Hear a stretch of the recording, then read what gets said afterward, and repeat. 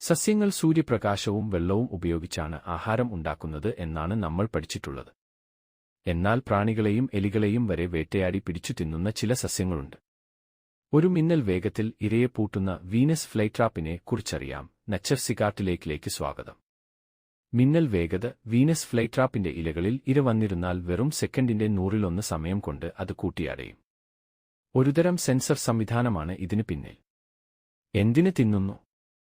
Nitrogen കുറഞ്ഞ മണ്ണിൽ വളരുന്നതുകൊണ്ടാണ് ആ കുറവ് നികത്താൻ ഇവർ പ്രാണികളെ ഭക്ഷണമാക്കുന്നത്. ദഹിപ്പിക്കൽ. ഇലകൾക്കുള്ളിൽ കുടുങ്ങുന്ന ഇരയെ പ്രത്യേക ദഹനരസങ്ങൾ ഉപയോഗിച്ച് അലിയിച്ചാണ് ഇവർ ആഹാരമാക്കുന്നത്.